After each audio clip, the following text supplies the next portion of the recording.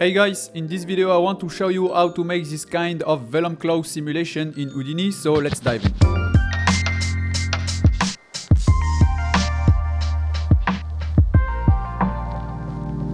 So I've created a new blank scene in Houdini, and the first step is to add a new geometry node. So to do that you can press tab and you can type geometry, and here you can dive inside. And the first step is to add a curve sop. So here you can go on the top view with the mouse over the viewport, you can press space 2, and here we are on the top view, and we can draw a line on the X and Z axis, maybe with a size of -1 to 1.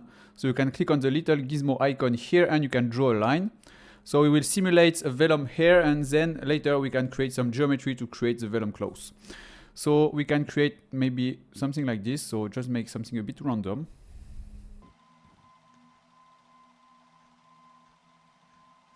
So this is my curve. Of course you can create your own curve, and you can also add multiple curves if you want. So on my final scene I use 3 different curves as an input, but later I will replace this curve with my own curve. But for now let's go with this single curve. So now we can go back on the 3D view by pressing space 1, and here we can add a resample node. To open the parameter of the node you can select it and press P, and then you have access to the parameter here. So here the idea is to smooth this input curve, because for now we have this kind of result and we want to get something a bit more round and a bit more smooth. So to do that we can add the first resample node with quite high value on the length. So we can put the value at something like 0.2, and here you can put that to subdivision curve. Now we can add a smooth node, and here on the smooth node we can change the strength to something like 3, and now we can add another resample node. And now we can add a bit more resolution to the line, because for now you can see that we have quite low resolution in terms of points. So here on the second resample node we can change the length to something like 0.025, and here you can change it to subdivision curve. So now we have something way more smooth. So now we can add an attribute noise on this line moving over time. So in that case we can manipulate this noise with the Vellum solver. So to do that let's add a point VOP. So now we can dive on the point VOP and we can create the noise from here. So let's add a turbulent noise. So we can plug the position on positions, and we can create a growth attribute as an output. So let's add a bind export. So here we can plug the noise on this one, and we can name the attribute growth. And here the attribute is float. So now we can animate the position of the noise over time. So to do that we can get the time value from here, and you can add a divide constant to change the speed of the animations. So here we can plug the time in the divide constant, and you can plug that to the offset of the noise, and here we can change the value to maybe 2.5. so if you increase this value a lot the animation will be slower, and if you decrease this value the animation will be faster. So here on the turbulent noise I will keep it on 1D noise, and I will change the noise type to simplex. Here I will increase the frequency to 1.6, and I will increase the amplitude to 10, and I will decrease the roughness to 0.05. and I will decrease the turbulence to 4. Now I can add a fit range after the noise. You can plug the noise on the value, and you can plug that to the growth attributes. So here we can change the source minimum to -0.5 and the source maximum to 0.5. So now we can go back on the sublevel by clicking on the geo here, and now we can add a null, and we can specify this is the out of our growth attribute. So we can rename it something like out noise. And we can visualize this attribute by selecting the nulls, and you can click on the information tab here and you can select the growth attribute, and now you can see that we have the attribute moving over time along the line. So if you want to get the animation faster or slower, you can just increase or decrease the device constant value inside the point VOP. Imagine having access to over 40 hours of exclusive Houdini tutorials, and that library keeps growing every month with brand new content. On Artilabs, you'll find in-depth Houdini tutorials covering motion design, simulations, product visualization, and more. Plus, you get access to all project files so you can follow along step by step. And right now, we're offering an extra 20% off the annual membership, on top of the 10% discount already included when compared to the monthly plan. This exclusive deal is available for the first 30 people, so don't miss out. Click the link below. Your 20% discount is applied automatically. Secure your spot before it's gone. So now we can go back on the resample node and we can enable the curve view attribute. And here with this curve view attribute we can add a group expression node. And here with this group expression node we can put the first point of the line in a group. So maybe we can change the group name to something like pin points. And here for the expression we can type at curve view is equal to 0. In that case, and you can put the group type to points. In that case, we have only the first point of the line into this pin group. So now we can add a null to specify this is the input for the line. So we can rename it something like inline. So now we can create a collider geometry for the line. So to do that, let's add a box. So for the size of the box, I will change it to 2.15, and here I will change it to 0.5. So now I can blast the top and bottom faces. So you can see that we have the top and the bottom faces. You can see the primitive number by clicking on these little icons, and we need to remove the primitive number 2 and the primitive number 3. So to do that, you can add a blast node. And here with a blast node, you can put the primitive number 2 and the primitive number 3, and you can put that to primitive. So now we can add a poly extrude node. And here with the poly extrude, we can extrude just a little bit to something like 0.1, and don't forget to click on output backs. So now we can add a null to specify this is our collider geometry. So we can rename it something like out collider. So now we can create our Vellum hair simulation. So to do that, you can add a Vellum configure hair. So this node. So we can plug the line on the first input, and we can plug the collider on the third input of the Vellum hair constraints. And here for the settings of the Vellum hair, I will change it to set uniform for the thickness. So you can of course visualize the hair by clicking on this, and you can visualize the thickness by clicking on these little icons. And in my case, I will change the value to 0.02 like this. So now we can make that invisible. So here I will add my pin group for the first point of the primitive. So I will add my pin group here, and I will keep everything by default. So here for the stiffness, I will keep it as it is, and I will increase the damping ratio to 0.75, and I will scale it with a value, and I will put the value at 2. In that case, we have a damping ratio at 1.5. To avoid getting some jitter on the hair, we can also increase the bend stiffness. So I will keep on 1, and I will multiply that by 1. In that case, we can increase it just a bit, and I will also increase the damping ratio to 0.5. So now we can add the Vellum solver.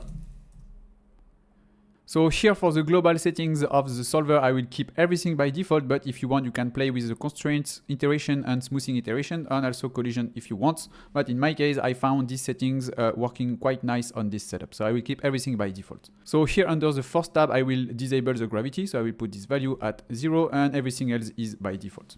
So nothing else to do on the main settings of the Vellum solver. So now we can dive inside to import some attributes inside the Vellum solver. So we can dive inside, and here the first thing to do is to add our noise attribute to this line. In that case, we can grow and shrink our lines over time. So to do that, we can add the Vellum constraint properties. We can plug that to the source, and here we can target a group. So we can enable that, and we can target the stretch group. So now we can enable the rest length scale, and we can use the vexpressions. So now we need to import the attribute inside the Vellum solver. So to do that, you can go to input, and here into the input 3, we can import the null we have created here, out noise. This null contains our growth attribute. So we can use that in the Vellum solver. So let's dive inside. And here we can import the nulls. So in my case, I call it out noise. So this one, click on accept. And now we can go back under properties. And here we can just use this attribute to animate the line over time. So let's create a float noise, which is equal to points. And here for the input, we are using the input 3. So we have to type 2. And we have to use the growth attribute because this is the name of the attribute I have created inside the point VOP. And here we can type at ptnum. So now we can remap this value. So by default, the value is between 0 and 1. So we can remap that with the fit01 functions. And we can remap it to something like minus 0.5 and 2. And now we can change the rest scale value based on this noise. So to do that, let's add rest scale times equal our noise. And we can also add a new channel for the mult of these deformations. So we can create channel float, and we can call it something like mult. And here you can create this channel by clicking on this. And here I think it can be a good idea to animate this value over time. So we can go at the first frame of the animation. We can add a keyframe at 1 for this channel. So Alt and left click. Then we can go to the frame 24. And you can put the value at 5. And you can click on Alt and left click to add another keyframe. So in that case, we can animate this value over time for the rest scale. So now let's see the results of our animations. So you can see we have this kind of result with the line growing and shrinking over time. But you can see that we have the line moving under each different axis, y, x, and z. And we want to constrain the line to stay only on the x and z axis, and we want to remove the y position for our line. So to do that, you can add a subsolver, and you can plug that to the Vellum constraint properties. So we can dive into the subsolver, and here we can add an attribute wrangle. So we can run over points, and you can plug that here, and we can type at p.y is equal to 0, and at v.y is equal to 0. So now we can go back on this, and you can click on play, and you can see now we have our line staying on the x and z axis. So now if you want, you can add a pop track, and you can plug that to the force, and you can increase the air resistance if you want, or you can decrease it. It's up to you, but I think in my case I will keep it at 1. So that's pretty much it for the Vellum simulation. So now you can go back to the geo level.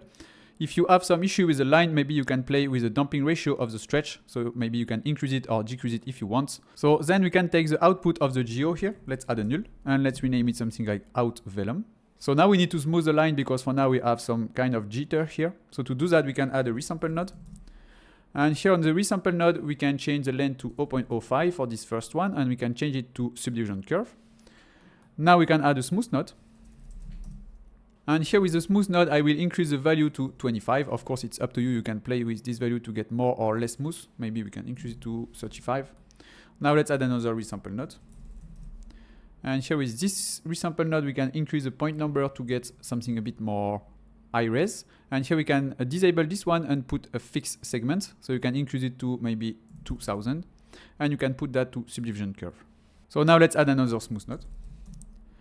And with this smooth node, we can change the filter quality to 1. And here you can play with the value of the smooth to get something more or less smooth. So maybe you can put the value at something like 10. So now let's add an attribute blur.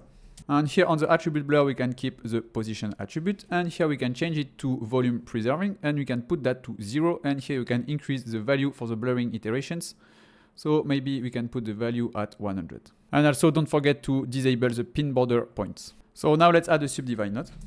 And now let's set the normal up on the y-axis. So to do that, let's add an attribute wrangle. And here we can type v at n is equal to set. And we can type 0, 1, and 0. To visualize the normal, you can select the node and you can click on that. And you can see that we have the normal up on the y-axis. So now we need to create a geometry based on this line. So to do that, you can use the sweep node. So if you want, you can use a round tube to get something like this. But in our case, we will use the ribbons. And here we can also add the orient along curve. And here for the value of the ribbons, I will change the column to 1 and I will change the width to 10. And here I will click on apply scale along curve and I will put the wall to 90 degrees. So in that case, we have this kind of result. So now we can create a rest attribute on this geometry. So let's add a rest positions. So we can plug this one to the first input. So for the first input of the rest, we can add a time shift node. Plug the sweep on the time shift, and here you can right click on the frame, delete channel, and here you can put the frame number 1 and you can plug that to the the second input of the rest. Here you can also add rest normal, and now you can add a poly extrude to create some geometry based on our ribbons. So let's add a poly extrude node, and here on the poly extrude I will change the value to 0.005. You can see that we have this result. Of course, it's up to you. You can change it if you want to get more or less thickness on the ribbons. And here, don't forget to click on output backs. So now you can add a connectivity node. In that case, we can create a class attribute per connected pieces. For now, we have only one and single pieces because we have only one single curve as an input. But later, we can create more curve if needed. And in that case, we can use this class attribute to create a nice gradient for the shading. Now we have the class attribute. We can add a normal node. And now you can add a color node. And you can create a ramp from an attribute, and the attribute is the attribute class. So for now, we don't have anything, but let me import the 3 curves I have for my original scenes. So I can copy them from here and paste it here. So now I can put that to the resample node. And now let's resimulate the animations. So we can go here and let's create some frame. So now you can see I have 3 input curves here. And now if I have my connectivity node, I have the connectivity So I have my class attribute from 0 to 2 because I have 3 geometry. And now I can use that in the color node. So you can put the value from 0 to 2 and you can change it to Inferno, for example, or maybe two-tone, maybe this one. And you can use these color attributes for the shading for the different ribbons. So now you can add a null to specify this is the output. So you can rename it out, close. And if you want, you can make that in cache, file cache. So you can rename it something like close output. And you can put that to explicit and you can put that under a cache folder and into $s folder. And now you can click on save to disk and that's pretty much it. That's it for today, guys. Thanks for watching and don't forget to subscribe to our channel and check artivoxa.com to get premium 3D resources. You can access to this project file with our Artifiles membership. See you in the next one. Bye.